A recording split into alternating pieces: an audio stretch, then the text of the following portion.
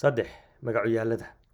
Magacyaaladu waa erayo buuxiya ama gala kaalinta magacyada, waxaana la adeegsadaa marka aan la sheegaynin ama aan la garanaynin magacyada loo dan leeyahay. Waa la garanayaa qofka ama shayga ama waxa loo dan leeyahay, laakiin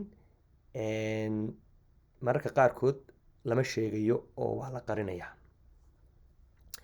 Qaybaha magacyaalada waxaa ka mid ah magacyaalo qofeed oo ebyoon oo dhammaystiran.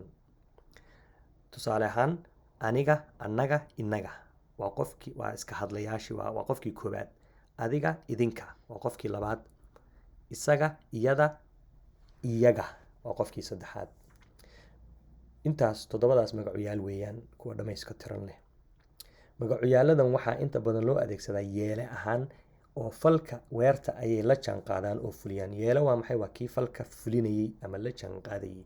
Tusaale, isaga ayaa albaabka furay. Falka furitaankaas yaa sameeyey? Isaga ayaa sameeyey. Marka magacyaalkaasaa la isticmaali karaa. Haddii kale magacii ugu taagnaa isaga ayaad soo heli kartaa. Waxaa odhanaysaa Axmed ayaa albaabka furay. Qaybo ka mid ah cayamayaasha ayaa noqon kara magacyaalo ebyoon oo madax bannaan oo aan ku lifaaqmaynin magacyada. Waxayna u kala qaybsamaan magacyaalo tilmaameed, magacyaalo lahaansheed, magacyaalo weydiineed. Waan soo marnay magacyaalada, laakiin imika gooni bay u taagan yihiin, erey ahaan bay u taagan yihiin, lifaaq maaha. Magacyaalada tilmaameed waxay u kala baxayaan keli iyo wadarba. Tusaale ahaan, kan, ka, kaas, kaa, tan, ta, taas, taa waa magacyaalo tilmaameed oo keliya. Wadartu markay yihiinna waa kuwan iyo kuwaas. Tusaale, kan iga celi oo kaasi sii. Waxa laga hadlayo imika waa la isla garanaya. Qofka hadlayo qofkaan hadlayn, qofka lala hadlayo iyo qofka hadlaya way isla garanayaan. Haddaan laakiin dhihi lahaa koobkan iga celi oo koobkaasi sii, waxay ka dhigan tahay magacii ayaan isticmaalay, magacyaalkii maan isticmaalin. Marka kan iyo kaas sidaan hore usoo marnay tilmaamay ahaayeen, cayamayaal tilmaamay ahaayeen, laakiin imika gooni markay u istaageen kelidood erey noqdeen, waxay noqdeen magacyaalo tilmaameed. Magacyaalo lahaansheed sidoo kale waxay u kala baxayaan keli iyo wadar. Keli waxaa ka mid ah shaxdii aynu soo marnay.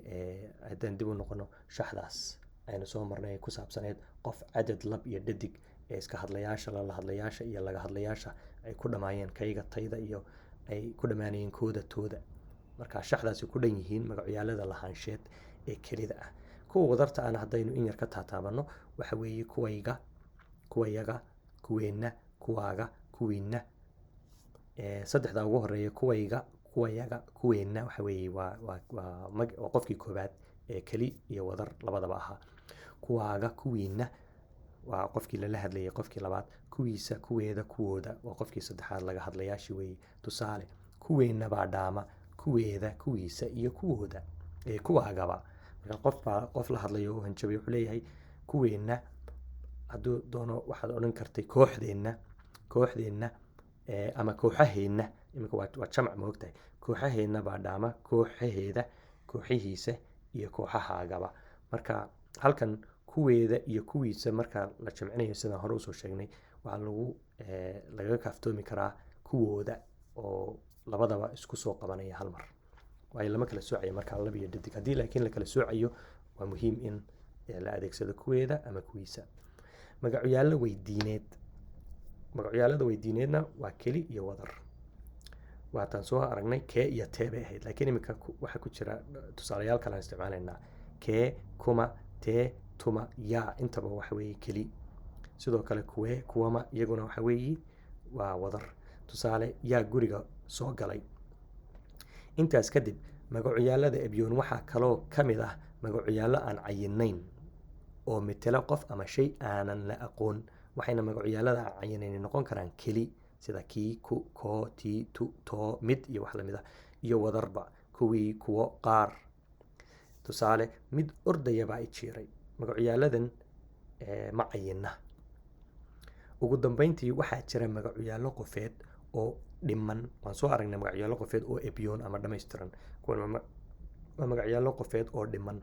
Waxayna u kala baxaan qaar yeele ahaan loo adeegsado, sida aan, aynu, aad, uu, la. Tusaale, warqad aan diray ma jirto. Qofka hadlaya waa aniga. Anigu warqad aan diray ma jirto. Marka anigu haddaad meesha ka saartay magacyaalkii ebyoona, waxaad odhan kartaa warqad aan diray ma jirto. Marka weli inaan aniga iska hadlayo, aantaasaa muujinaysa oo magacyaalkii meesha u yaalaya. iyo qaar la yeelo ahaan loo adeegsado ina, ina, ku, idin, is iyo wax lamid ah oo ah kuwo uu falka weertu ku fulo amaba uu ku dhaco. La yeelu waxa weeye falka ayaa ku fulaya ku dhacaya oo ma aragtay sidaa weeye. Tusaale, Farxiyo ayaa isiisay qalinkan kadib markuu kaygii iga jabay. Marka falka siismada yuu ku dhacay aniga weeye, anaa la isiisay.